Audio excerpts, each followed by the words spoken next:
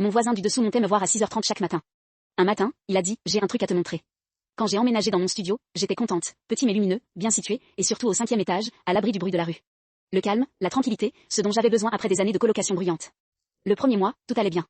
Puis un matin, à 6h30, on a frappé à ma porte.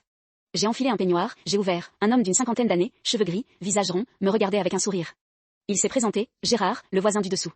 Il m'a expliqué qu'il avait entendu des bruits chez moi la veille au soir et qu'il voulait vérifier que tout allait bien. J'ai trouvé ça un peu intrusif mais j'ai répondu poliment que tout allait bien, merci. Il est reparti. Le lendemain matin, 6h30, on a refrappé. Toujours Gérard, toujours souriant, toujours une excuse, il avait entendu mon réveil, il voulait s'assurer que je ne le dérangeais pas en me préparant le matin.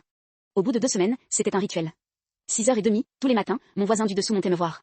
J'ai commencé à faire semblant de ne pas être là, à ne pas répondre. Il frappait plus fort, plus longtemps. Je me suis dit que c'était un homme seul, peut-être un peu envahissant, mais sans mauvaise intention. Jusqu'au matin où il a frappé et où, au lieu de me souhaiter le bonjour, il m'a dit, j'ai un truc à te montrer.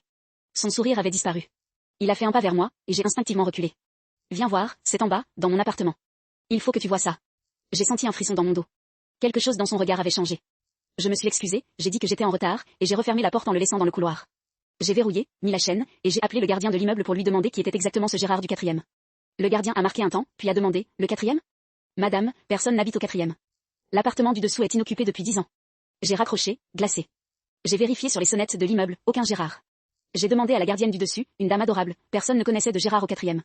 J'ai déménagé 15 jours plus tard, sans rien dire à personne. Et chaque matin, à 6h30, je me réveille encore en sursaut, en écoutant si quelqu'un frappe à ma porte. Abonnez-vous pour plus d'histoires.